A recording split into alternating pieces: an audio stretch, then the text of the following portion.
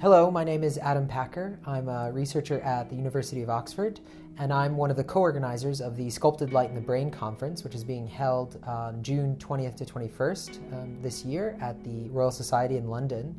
And I work on 2-photon calcium imaging and 2-photon holographic optogenetics to read and write neural activity in the brains of awake behaving animals with single-cell precision control over groups of neurons. And that's what I want to talk to you about today, is these sorts of approaches and other approaches from other researchers in the field using light to interrogate brain function.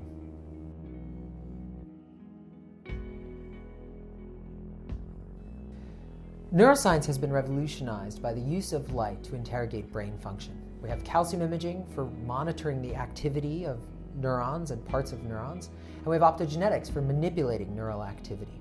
Sculpted light refers to the process of changing the shape of light to make it more useful for both imaging and photostimulation purposes. And that's the fundamental theme of this conference. With the advent of novel optical approaches, the conventional electrical recording and manipulation methods are being complemented and at times even replaced with these light-based approaches. But we still have a lot of work to do to reach the speed, specificity, and range necessary to understand and control neural activity. And that's what we want to talk about, sculpting light in the brain to better understand brain function.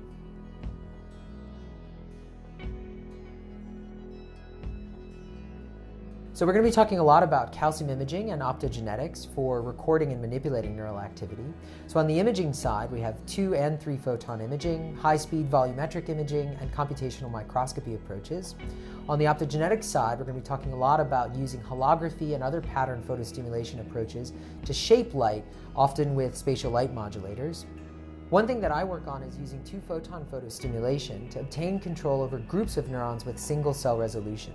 So this allows us to activate groups of neurons in different parts of a field of view based on what they do. So we can image them, see what they're doing, and then activate them and look at their responses and the responses of neurons nearby.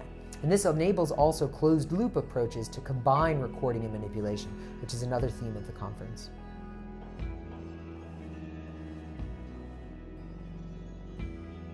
It is unique because it is a targeted conference on this particular topic, focusing on neuroscience methods using advanced optics, providing a forum for optics and neuroscience researchers to foster interdisciplinary collaborations.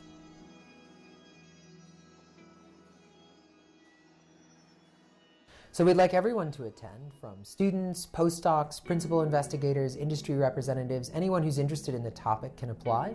We expect and have already seen a large number of registrations from optics researchers, neuroscientists, and computer scientists. And a primary goal of Sculpted Light in the Brain is to be inclusive to the largest number of contributors with varied and diverse backgrounds. So we're committed to providing a welcoming environment for all, regardless of gender, sexual orientation, ethnicity, or socioeconomic status.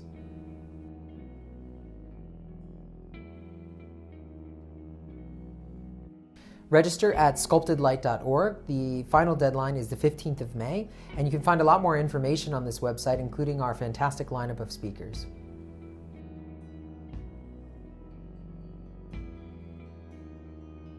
We have been very committed to gender balance since we began organizing this conference. Currently, 40% of our speakers are women and 60% are men. And the key was to start by inviting all the top researchers in these areas and then trying to maintain a fair representation of both genders as speakers agreed to come.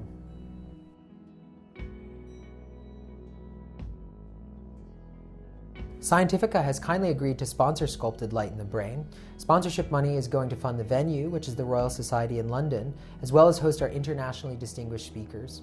Most crucially, the funds we have raised are also providing travel awards for underrepresented minority scientists, women, and early career scientists.